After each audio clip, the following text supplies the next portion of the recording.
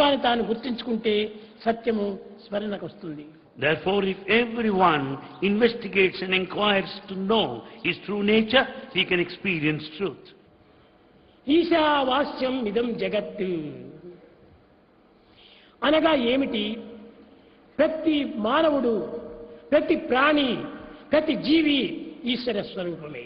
Ishavashyam idam jagat. The entire universe is divine. Every living creature, every living being is divine. ఇంతే కాదు. Not only this. ఈశ్వర సర్వభూతానాం. ఈశ్వర సర్వభూతానాం. అట్టి ఈశ్వరత్వము అన్ని భూతములు ఎందుకును చైతన్య స్వరూపంతో కలుగుతూనే ఉంటున్నది. God dwells in all of the beings in the form of the life principle. కనుక ఈనాడు మనకు కోరవలసినది శాంతి, శాంతి, శాంతి. What we should pray for today is peace. శాంతి ఎక్కడనో లేదు. Peace is not separate. మన స్వరూపములే శాంతి స్వరూపములు. In fact, you're the embodiment of peace. సర్వరూపం Dharam శాంతం. ప్రతి మానవుని యొక్క శరీరము శాంతి స్వరూపమే.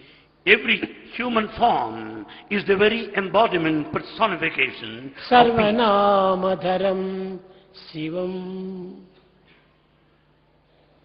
అన్ని పేర్లు కూడాను మంగళకరమైనటువంటివి. All names are equally auspicious. Sachchidananda రూపం అద్వైతం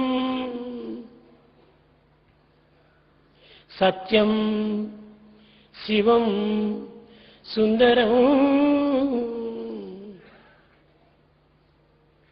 That is non-dual, bliss existence. That is the form, the true form of every human being. That is truth, goodness and beauty. ఈనాటి మానవత్వమునందు ఇట్టి పవిత్రమైన భావములు కనిపించుటలేదు. In the modern man, we don't find such sacred thoughts. శాంతి అన్నది మన రూపమే తెలుసుకున్నప్పుడు ఎవరు నమ్మరు. Then once we declare that we are the very embodiment of peace, nobody would believe you. మరి శాంతి ఎక్కడున్నది? ఎవరైనా చెప్పగలరా? Then where is peace? Can anyone say that? శాంతి నిమిత్తమై ప్రపంచమంతా కూడాను వెతుకుతూ ఉన్నారు. In fact, all over the world, people are in search of peace. కానీ అది తన యందే ఉంటున్నది. But it is within you.